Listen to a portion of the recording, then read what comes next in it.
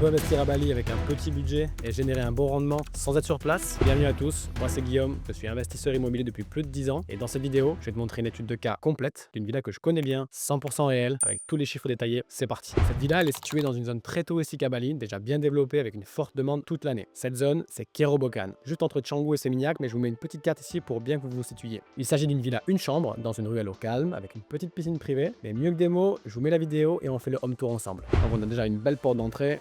Quand j'entre, j'arrive directement sur un espace extérieur, terrasse, une très belle piscine. On peut se poser sur les côtés là, vous avez vu. Ensuite, je continue, j'arrive sur un espace détente avec un petit jardin. Ils ont conservé des grands arbres, donc ça c'est top. Vous avez un grand sunbed là, vous pouvez rentrer à 3 dedans. Et ensuite, à l'intérieur, donc vous arrivez directement ici sur la cuisine qui est comme ça, tout équipé, tout est fourni. Grande table à manger, canapé, télé. Et ensuite, on passe directement dans la salle de bain. Donc la salle de bain, elle est très lumineuse grâce à ce puits de lumière. Elle est magnifique.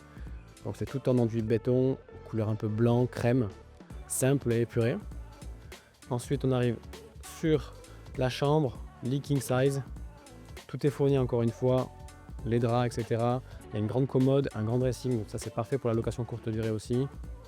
Et voilà, bon, vous l'avez vu, c'est une villa qui est spacieuse, qui est lumineuse. Alors c'est pas un terrain qui est très grand, mais tout a été vraiment optimisé et optimisé aussi pour la location courte durée. C'est vraiment un design qu'on appelle tropical, méditerranéen, qui est beaucoup recherché ici par les voyageurs. Alors maintenant, vous allez me demander combien ça coûte une villa comme ça. Alors il faut savoir que cette villa, celle-ci précisément, elle a coûté 110 000 €, tout compris. C'est-à-dire le terrain en leasehold de 25 ans, la construction, l'ameublement, la déco, ainsi que tous les frais annexes, c'est-à-dire frais de notaire, frais de permis, etc. C'est une villa qui a été achetée sur plan. Elle a été vendue par un développeur qui a acheté lui une plus grande parcelle, qu'il a ensuite divisée, il a fait les accès et il a vendu par plus petits lots. Et c'est vrai qu'au final, quand on a un petit budget, c'est une stratégie qui est intéressante parce que c'est pas facile quand on est seul de trouver un petit terrain de 1 art, 2 arts, 3 arts. En général, ici, les Indos, ils sont propriétaires de très très grandes parcelles, genre 10, 15, 30, voire 50, 100 arts. Alors côté chiffres, maintenant, il faut savoir que cette villa déjà, elle a été livrée en 12 mois et dès sa livraison, elle a été mise sur le marché sur Airbnb. Je vous partage donc ici le prévisionnel qui a été réalisé par la conciergerie qui s'occupe d'exploiter cette villa. Elle vient à peine d'être livrée, donc ils se sont basés sur des chiffres de villas similaires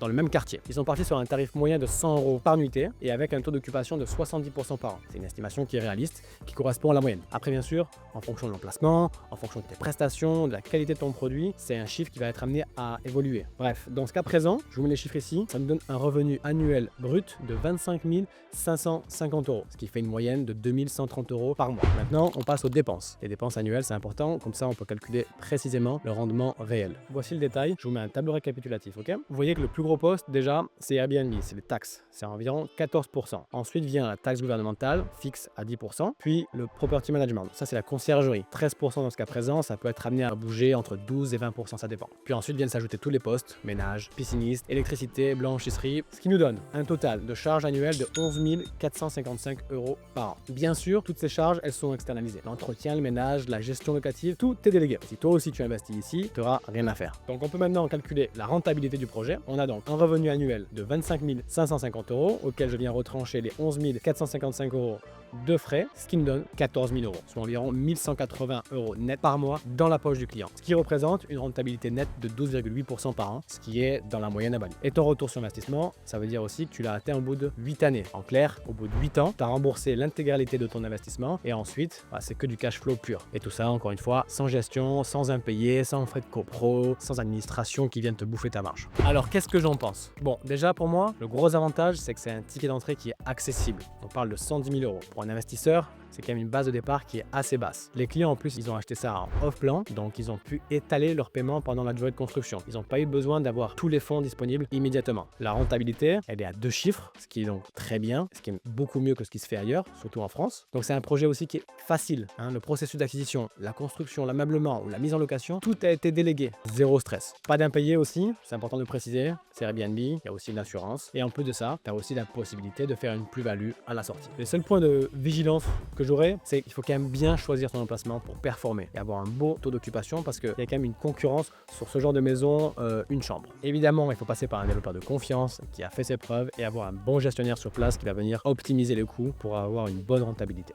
Et enfin, il faut aussi, je pense, avoir une trésorerie de secours pour anticiper les charges. En conclusion, tu l'auras compris, investir à Bali avec un petit budget, c'est non seulement possible, mais c'est rentable et ça sans stress. C'est la fin de cette vidéo. J'espère que ce format étude de cas t'a plu. Si c'est le cas, pense à t'abonner pour ne pas rater la prochaine où je te montrerai une villa de 4 chambres flambant neuve. Et si toi aussi, tu veux diversifier ton patrimoine, tu veux devenir propriétaire d'une villa clé en main, contacte-moi.